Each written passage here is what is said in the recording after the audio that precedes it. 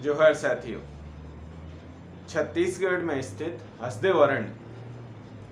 जो कि छत्तीसगढ़ के लगभग 1800 से 1900 स्क्वायर किलोमीटर में फैला हुआ जंगल का क्षेत्र है, जो कि कोरबा, सूरजपुर और सरगुजा के जो 3 डिस्ट्रिक्ट्स हैं, इन 3 डिस्ट्रिक्ट्स में फैला हुआ है। ये वो इलाका है जो कि इसका एक बड़ा हिस्सा हाथियों के लिए रिजर्व है, जिसे नो गो जोन के नाम से 2009 में भारत सरकार ने डिक्लेयर किया था, जिसका मतलब ये था कि इस इलाके में किसी भी तरीके की माइनिंग या और कोई प्रोजेक्ट इस तरीके का नहीं चलाया जाएगा जिससे कि वहाँ के पर्यावरण को या हाथियों को, जो ये रिजर्व एरिया डिक्लेयर किया गया है, उसको किसी तरीके का नुकसान हो या वहाँ के जो बायोडाइवर्सिटी इकोसिस्टम है उसको कोई नुकसान हो। लेकिन हम लोगों ने देखा कि जब छत्तीसगढ़ में बीजेपी की सरकार थी, तब वहाँ पर जो है माइनिंग का सिलसिला शुरू हुआ, और ख़ास करके परसा का जो इलाका है, परसा की जो कोयला की खदानें हैं, उस इलाके में ये पूरा का पूरा प्रोजेक्ट शुरू किया। इन खदानों का जो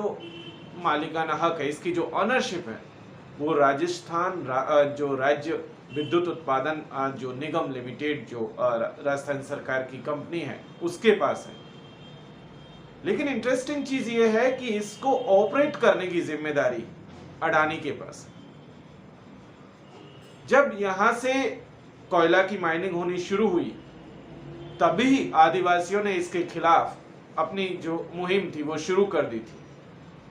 और उन्होंने कहा था कि यहां से अगर इस तरीके का ये जो जंगल, जो कि लगभग 1,70,000 हेक्टेयर का ये जो इलाका है, जो माइनिंग और उसके आसपास का इलाका है, इसमें अगर माइनिंग की जाती है तो उससे बड़े पैमाने पर आदिवासियों का विस्थापन होगा।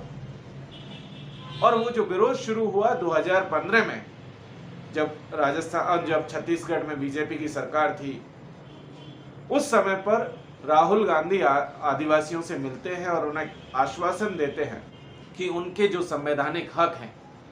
अधिकार हैं, उनकी जो है रक्षा की जाएगी। छत्तीसगढ़ में जब कांग्रेस की सरकार आई, तो आदिवासियों को एक उम्मीद जगी थी कि शायद उनसे जो वादा किया गया है कांग्रेस के अध्यक्ष के द्वारा उस समय पर,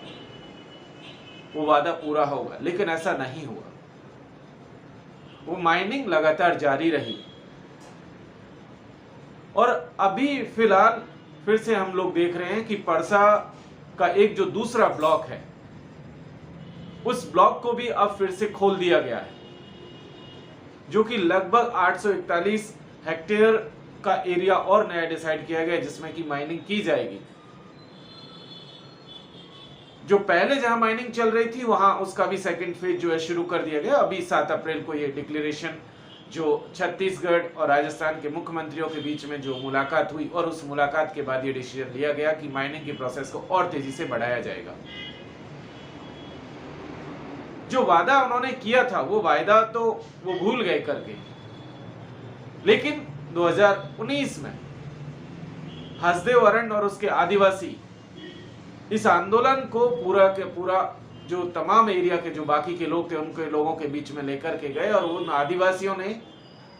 हसदेव के अरण्य के जंगलों से लेकर के छत्तीसगढ़ की राजधानी रायपुर तक लगभग 300 किलोमीटर का एक पैदल मार्च किया था।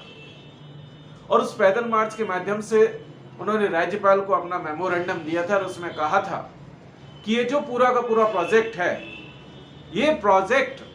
जहां आदिवासियों के विस्थापन से लेकर के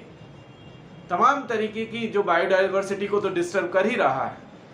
लेकिन उसके साथ साथ ये संविधान की अनुसूची 5, पेसा एक्ट 1996, फॉरेस्ट राइट एक्ट 2006, इन तीनों कानूनों का भी उल्लंघन है। जहां इन इलाकों में माइनिंग के लिए ग्राम सभाओं की अनुमति लेना जरूरी था, हम देखते हैं कि सरकारों ने फर्जी ग्राम सभाएं बना करके, उन फर्जी ग्राम सभाओं से जो डॉक्यूमेंट्स मिले, उनके आधार पर उनको सरकार में पेश किया, और उनके आधार पर वहां पर माइनिंग शुरू कर दी। लेकिन आदिवासी आज भी बदस्तूर वहां पर अपने जल, जंगल और जमीन को बचाने की लड़ाई लड़ रहे हैं। ऐसे में ये बहुत जरूरी हो जाता है कि ये जो पूरा का पूरा प्रोजेक्ट हसदेव के भीतर चलाया जा रहा है, हमने पिछले दिनों एक और देखा, अभी एक हफ्ते पहले जब ये परमिशन दी गई थी, उसके बाद 9 अप्रैल को दिल्ली में जो छत्तीसगढ़ भवन था उसके बाहर भी एक प्रदर्शन, छोटा सा प्रदर्शन जो है आदिवासियों ने किया था। और उस प्रदर्शन का भी उद्देश्य यही था कि हसदेव के भीतर जिस तरीके की माइनिंग की जा रही है, जिस तरीके से आदिवासियों का विस्थापन किया जा रहा है, उस विस्थापन को रोका जाए, पूरी तरीके से रोका जाए। अन्यथा ये आदिवासी लगातार जैसे पिछले 70 सालों से विस्थापित होते आ रहे हैं, वो और एक बार फिर से विस्थापित किया जाएगा। ऐसे में ये बहुत जरूरी हो जाता है कि हम सब लोग हसदेव के आदिवासियों के साथ खड़े हों और उनके ये जो जल, जंगल और जमीन को बचाने की इस लड़ाई है, इस लड़ाई में उनका साथ दें। उनकी ये लड़ाई इस देश के संसाधनों को बचाने की लड़ाई है, क्योंकि अडानी से लेकर के तमाम तरीके के पूंजीपतियों की जो भूख है वो भूख बढ़ती जा रही है। संसद के भीतर भाषण दिया जाता है राहुल गांधी और कांग्रेस के नेताओं के द्वारा कि जो बीजेपी की सरकार है वो जो है पूरे इस देश के संसाधनों को अडानी और अंबानी को बेच रही है। वहीं हम छत्तीसगढ़ के केस में जब देखते हैं, हसदेव अरण्य के केस में जब देखते हैं, तो पता चलेगा कि वही अडानी के लिए कांग्रेस के 2 चीफ मिनिस्टर्स मिलकर के बैटिंग कर रहे हैं और आदिवासियों की जमीनों को छीन रहे हैं। ऐसे में इन दोनों सरकारों की नीतियों में कोई ज्यादा डिफरेंस नहीं रह जाता है। ऐसे में आप सबसे अपील है कि आदिवासियों के इस हक की, जल, जंगल, जमीन को बचाने की इस लड़ाई में आप साथ दें। बहुत बहुत शुक्रिया।